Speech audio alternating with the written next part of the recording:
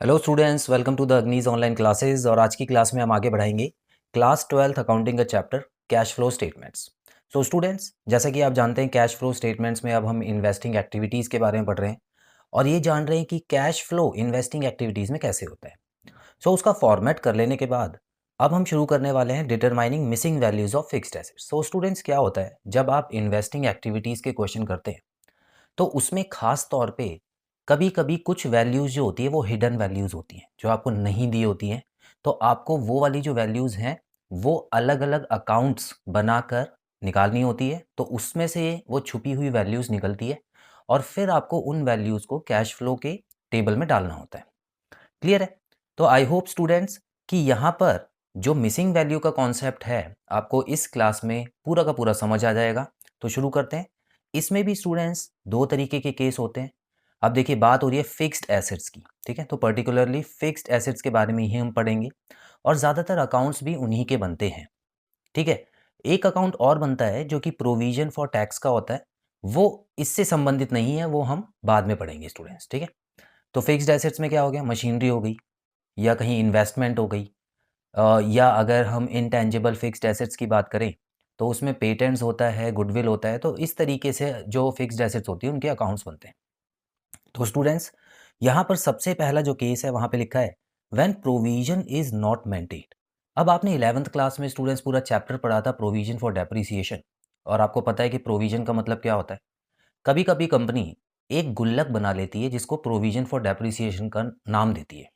अब उस गुल्लक में वो डेप्रिसिएशन का जितना भी अमाउंट होता है, तो मशीन पे जो भी 1 साल में डेप्रिसिएशन लगा, तो वो उस मशीन में माइनस नहीं करते, उतना ही वो गुल्लक में डाल देते हैं, ठीक है? तो मशीन की वैल्यू जो है वो बुक वैल्यू, वो साल दर साल बिल्कुल सेम दिखाई देती है, ठीक है? कुछ कंपनीज़ ऐसा करती हैं और कुछ कंपनीज़ क्या होता है कि वो मशीन की वैल्यू कम होती दिखाई देती हैं, ठीक है? तो अलग-अलग तरीके के अकाउंट्स होते हैं, तो आपको दोनों ही पढ़ाए गए होंगे। तो स्टूडेंट्स, प्रोविज़न का जो पैसा है, प्रोविज़न फॉर डेप्रिसिएशन में जो डेप्रिसिएशन का अमाउंट है वो हर हर साल ऐड होता रहता है। मतलब 1 साल मशीन की जितनी वैल्यू कम हुई है, उतनी वैल्यू हमने उस गुल्लक में डाल दी। फिर अगले साल जितनी वैल्यू कम हुई है, उतनी वैल्यू डाल दी। अब इसमें एक सिंपल सा रूल होता है स्टूडेंट, कि जब मशीन बेचने वाले होते हैं, मान लेते हैं कि अब समय आ गया उस मशीन को बेचने का, तो अब हम बुक वैल्यू पे तो नहीं बेच सकते क्योंकि उस पे डेप्रिसिएशन भी लगना है।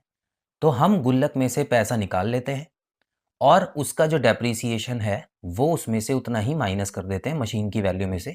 और फिर हम देखते हैं कि जितने में मशीन बिकी है, प्रॉफिट में हुई है या लॉस में बिकी है, ठीक है? तो ये फुल कॉन्सेप्ट होता है स्टूडेंट्स। तो यहाँ पर क्या लिखा है अभी? When provision is not maintain. तो अभी तो हम कोई प्रोविजन जब मेंटेन नहीं कर रहे हैं, अब क्वेश्चन में साफ साफ आपको नजर आ जाएगा प्रोविजन लिखा होगा या एक्यूमुलेटेड डेप्रिसिएशन लिखा होगा। अगर ये दो चीज़ें लिखी होती है स्टूडेंट, तो आप समझ जाइए कि वो प्रोविजन वाला क्वेश्चन होगा। और अगर ऐसा कुछ नहीं लिखा है, तो आप समझ जाइए कि इसमें फिक्स्ड एसेट अकाउंट बनाना है और कोई अकाउंट नहीं बनाना। अब ये फिक्स्ड एसेट अकाउंट कैसे बनता है? ये आपने ये भी 11th में पढ़ा हुआ है, मशीनरी अकाउंट जब आपने बनाया था। तो स्टूडेंट, सबसे पहले बैलेंस बीडी जो होता है वो यहाँ पे लिखा जाता है, क्योंकि फिक्स्ड एसेट अकाउंट एक एसेट अकाउंट है और एसेट हमेशा डेबिट में बढ़ती है और क्रेडिट में कम होती है, ठीक है? याद कीजिए, debit what comes in, credit what goes out, ठीक है? तो ये डेबिट में ओपनिंग बैलेंस दिखाना है आपको। और स्टूडेंट्स याद रखिएगा, इसमें क्लोजिंग बैलेंस जो होता है वो क्रेडिट में होता है, बाय बैलेंस सीडी करके आता है। और यही ये दोनों ही बैलेंस आपको क्वेश्चन में दिए होंगे, ठीक है? ये दोनों ही बैलेंस आपको दिए होंगे। तो निकालना क्या है आपको? तो स्टूडेंट्स, मैंने आपको बताया ना कि ये जो हम कॉन्सेप्ट कर रहे हैं ये है मिसिंग वैल्यू को फाइंड आउट करने का।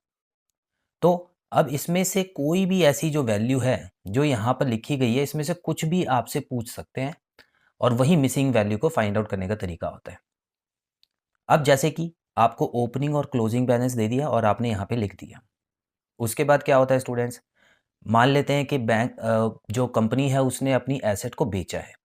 तो जितने में बेचा है वो वाला अमाउंट तो आप यहाँ पे लिख देंगे, जितने में बेचा है, मतलब प्रॉफिट लॉस मिला के जो भी टोटल अमाउंट होगा वो यहाँ पे लिखना है, ठीक है? और अगर लॉस हुआ होगा कंपनी को तो उसको नीचे ही लिख देना, क्योंकि भाई लॉस हुआ है तो इसका मतलब है कि जो फिक्स्ड एसेट है उसके अपोजिट में ही आएगा, क्योंकि नुकसान हो गया। उसके अलावा स्टूडेंट्स, डेप्रिसिएशन अगर इस साल का दिया हुआ है तो वो यहाँ पे लिखना है, क्योंकि इस साल भी तो कुछ ना कुछ डेप्रिसिएशन लगा होगा ना। अब ये सीधा सीधा डेप्रिसिएशन, ये आप ये भी लिख सकते हैं। और यहाँ पर देखिए प्रोविजन नहीं मेंटेन किया हुआ, अगर प्रोविजन मेंटेन किया होता ना तो यहीं पे प्रोविजन फॉर डेप्रिसिएशन का अमाउंट भी आ जाता। डेप्रिसिएशन नहीं लिखना था, वहाँ पे प्रोविजन फॉर डेप्रिसिएशन लिखना था। ठीक है, चलिए ये भी मैंने आपको पहले ही बता दिया। तो स्टूडेंट्स ये तीन चीज़ें जो है ना वो इस तरफ आती हैं, क्योंकि ये तीनों चीज़ें ही कहीं ना कहीं मशीन को कम कर रही हैं, है ना। सेल कर दिया, लॉस हो गया या डेप्रिसिएशन लग गया, ये तीनों ही उसके ऑपोजिट में है, इसीलिए क्रेडिट साइड में आ गया।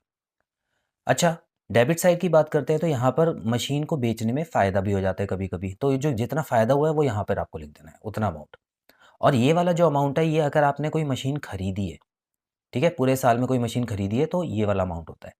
अब स्टूडेंट्स यहाँ पर समझने वाली बात ये है कि इसमें जो ये वाला अमाउंट होता है वो ज़्यादातर बैलेंसिंग अमाउंट होता है, बैलेंसिंग फिगर, मतलब ये छुपा हुआ होता है। ज़्यादातर मैं बोल रहा हूँ, हमेशा ऐसा नहीं होता।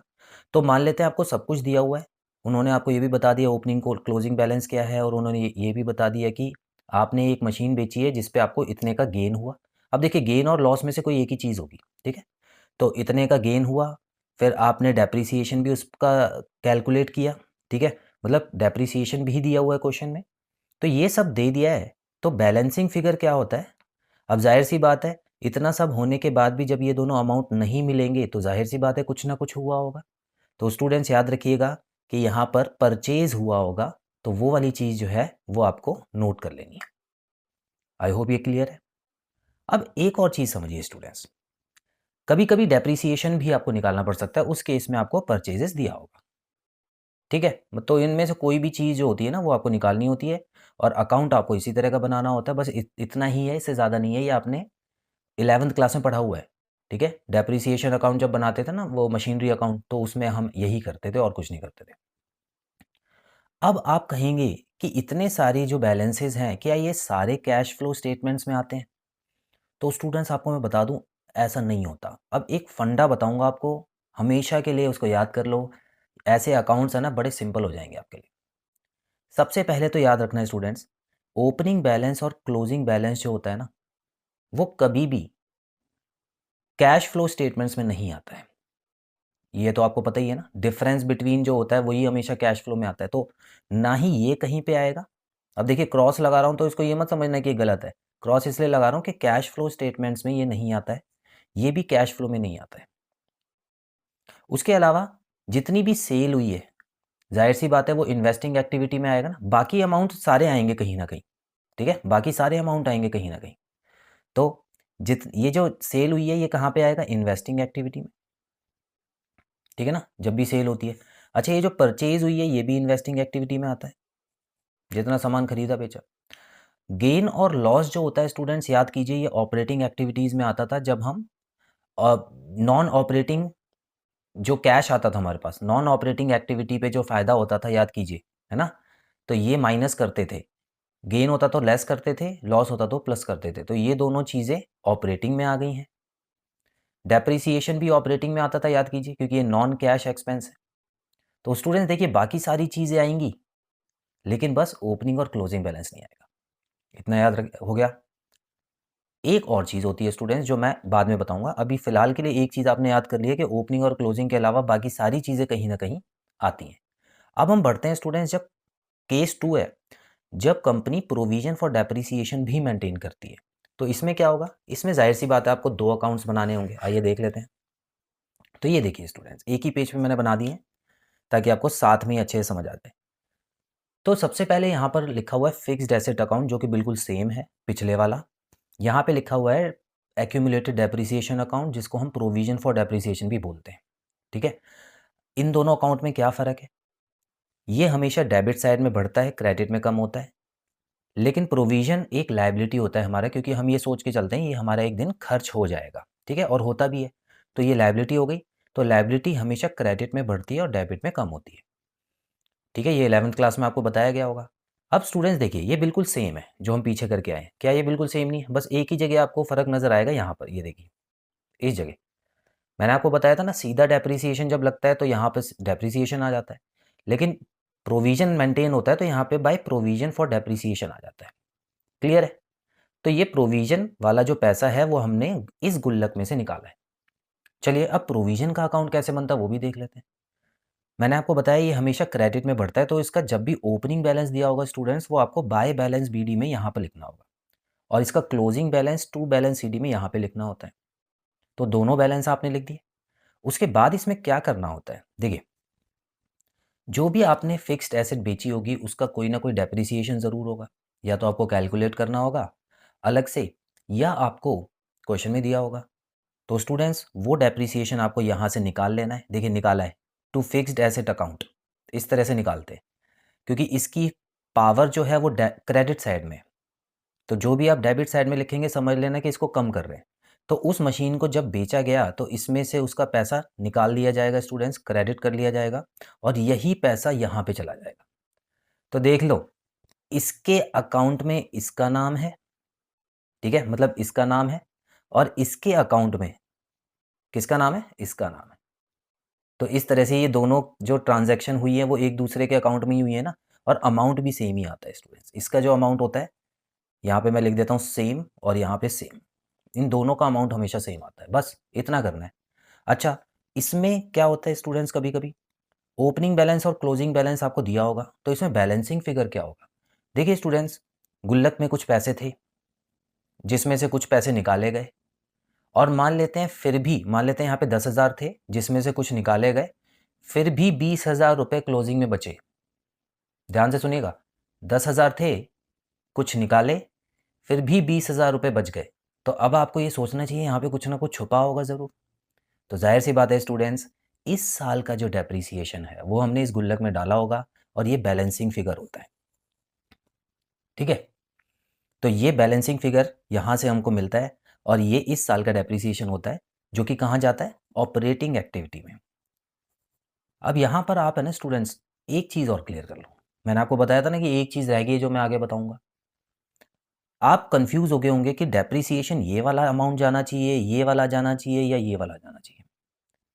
हमेशा याद रखना स्टूडेंट्स, मैंने एक रूल तो आपको बता ही दिया है कि ओपनिंग बैलेंस और क्लोजिंग बैलेंस नहीं आता है कैश फ्लो में, और ना ही इसका ओपनिंग बैलेंस और क्लोजिंग बैलेंस आएगा, ठीक है। तो ये नहीं आएगा, ये नहीं आएगा, और ये भी नहीं आएगा, ठीक है। ये तो कभी आएंगे ही नहीं, किसी भी अकाउंट की बात कर लो आप। अच्छा, बाकी सब आपको पता है, मैंने ऑलरेडी बता दिया कौन सी चीज़ कहाँ जाएगी, परचेज कहाँ जाएगा, सेल कहाँ जाएगा, ठीक है। अब यहाँ पर एक चीज़ देखिए स्टूडेंट्स, ये वाला जो ये एंट्री जो है ये यहाँ पे गई है, और ये वाली जो एंट्री है वो यहाँ पे आई है। तो ये तो ऑलरेडी एक दूसरे को काट चुके हैं, है ना, एक एक बार तो आ ही चुके हैं। तो स्टूडेंट्स याद रखिएगा कि जब प्रोविजन वाला क्वेश्चन करेंगे ना, तो ये वाली एंट्री भी दोनों कहीं नहीं आएंगी। तो ऐसा अगर कोई एंट्री है जो एक अकाउंट से दूसरे अकाउंट में जा रही है, ठीक है, और सेम अमाउंट से जा रही है, तो उसको भी कैश फ्लो में आपको कहीं नहीं डालना होता। कितना सिंपल हो गया आप। लेकिन जो सिंगल एंट्रीज हैं, अब देखिए ये डेप्रिसिएशन वाला जो अमाउंट है ये कहीं नहीं गया था अभी तक, ये तो हमने अभी निकाला है, तो ये वाला ऑपरेटिंग एक्टिविटीज़ में आपको डाल, तो ये वाले दो डेप्रिसिएशन जो है वो नहीं डालने आपको। आई होप ये चीज़ क्लियर है स्टूडेंट्स, ठीक है। तो जब भी आप अकाउंट बनाएं, अकाउंट बनाना तो मैं आपको सिखाऊंगा ही इलस्ट्रेशंस में, लेकिन इतना ज़रूर आप नोट कीजिएगा, दो रूल अभी आप कहीं पे लिख लीजिए साइड में, कि एक तो ओपनिंग और क्लोजिंग बैलेंस नहीं आता है किसी भी अकाउंट में, और दूसरा एक एंट्री अगर दूसरे अकाउंट में जाती है और दूसरी एंट्री पहले अकाउंट से रिलेट करती है, तो ये वाली एंट्रीज भी नहीं आती है। क्लियर है स्टूडेंट्स? तो बड़ा ही सिंपल हो गया। अब ये मैंने दो बार आपको फिक्स्ड एसेट्स अकाउंट समझा दिया, और एक बार आपको एक्यूमुलेटेड डेप्रिसिएशन अकाउंट समझा दिया। तो आई होप ये आपको क्लियर है स्टूडेंट्स। जब क्वेश्चन करेंगे तो और अच्छे से क्लियर होगा। सो मिलते हैं अगली क्लास में। Till then students, bye bye.